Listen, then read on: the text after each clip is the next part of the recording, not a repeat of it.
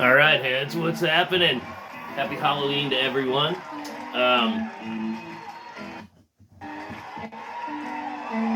See if that works for us. It's been a little spotty. Our internet sucks. In 1984, I went to the Berkeley Community Theater, and I saw the Halloween shows and the shows up for this week. I have a little short chapter here in Tourhead, and I'm going to read it to you guys in just a sec. Now, these shows were phenomenal with crazy mixed up sets, and it was over Halloween. Halloween show would have been last night. I'm doing this video for tomorrow. We had a night off after Halloween, which would have been today back then. But just incredible shows with all kinds of different twists and turns. It was amazing. This is just a little tiny chapter, but I wanted to read it. It's a little dark in here. It doesn't look dark to you guys, but it is to me because I have the light set up so it looks right for you. So, I'm going to try and read this. Chapter 65, Legendary Shows, first TAPER section established. Now, this is one of the glaring smack me in the face mistakes I made in my book. I fucked the dates up. I put 11/29 and 31, and then 12, 2, and 3, which is completely wrong, because it was 10. Halloween's not in November. Anyway, so Berkeley Community Theater, Berkeley, California. 5 shows, with Halloween being the third evening,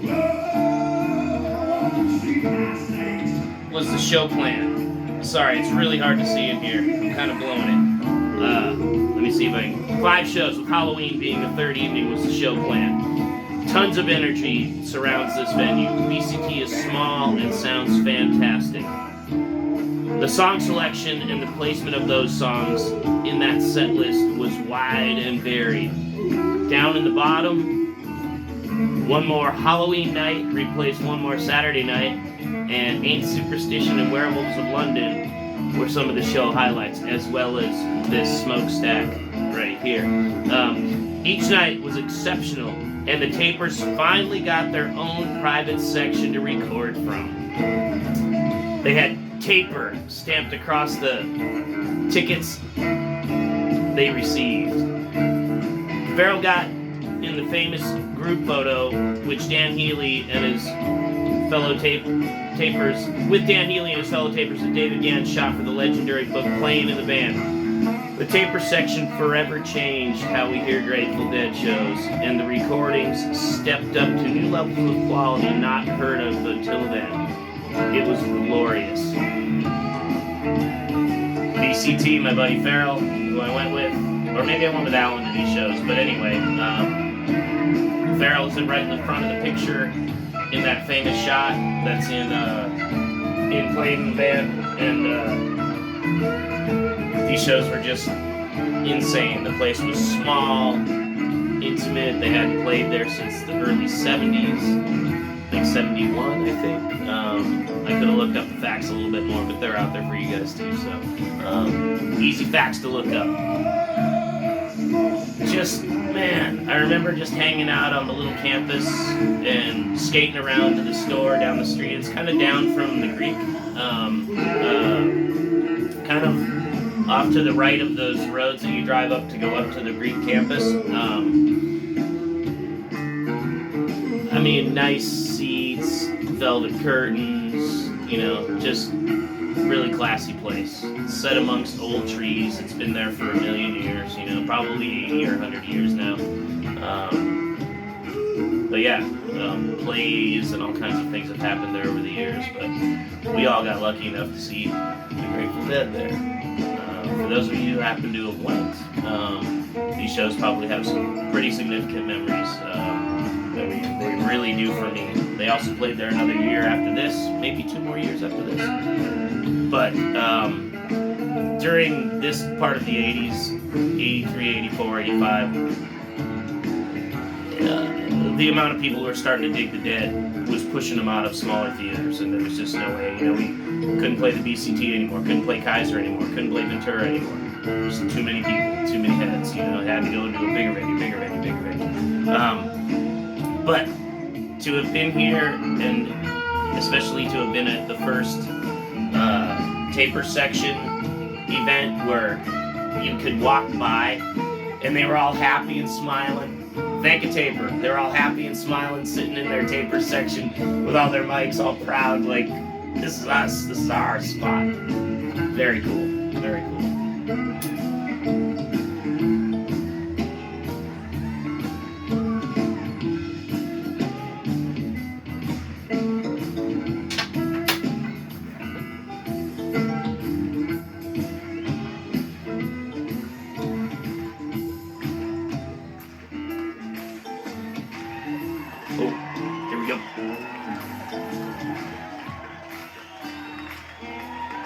I chose this version because you can hear the crowd.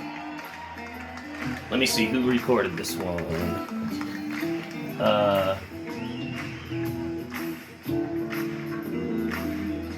Dave Lamarre, and it was transferred by Rob Berger. So thank you guys. Appreciate it. Right in the spoonful. This was fire. Like, extra fire. You know, I was still a young deadhead. I was 19. Cheers.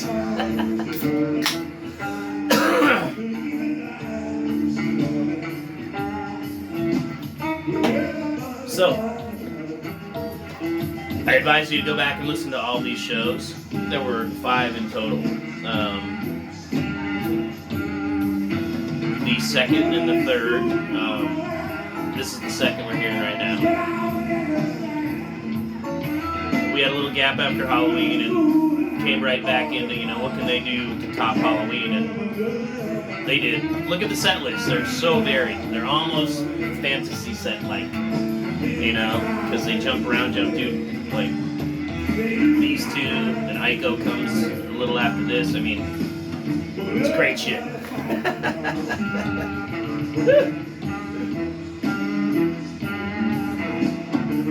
Yeah, sorry I wasn't so smooth on that chapter read. It is a lot darker in here than you think. But it's gotta look good, right? My book tour head. Available on all the links in the description. And if you need a good Christmas gift, and somebody likes the Grateful Dead, they might just happen to like this. And for everyone who's bought my book already over the last year, thank you all so much. It is tremendous, and I appreciate it very much. And I've gotten nothing but good reviews, and I want to thank you all again. So, like I said, makes a good stocking stuffer. Birkenstock stuffer? Cheers. Thanks again, everybody. Much appreciated.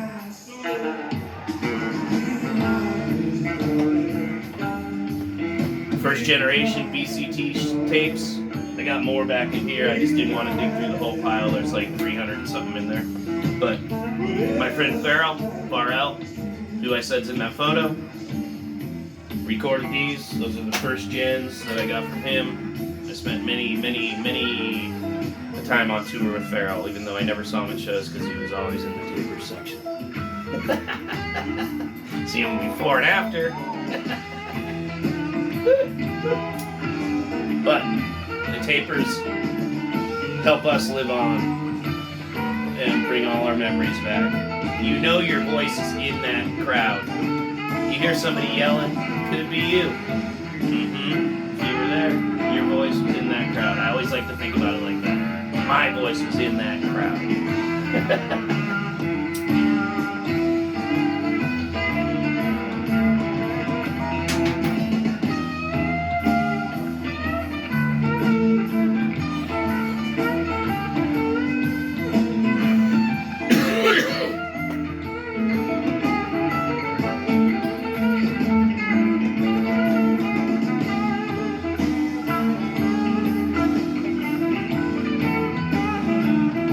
So, BCT, Mr. T.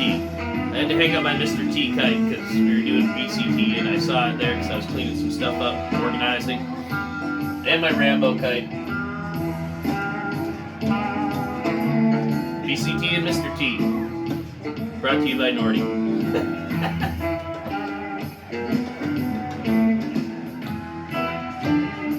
Alright, I think we're about to wrap this one up. Go back and listen to these tapes. Thank you for listening to that little chapter read.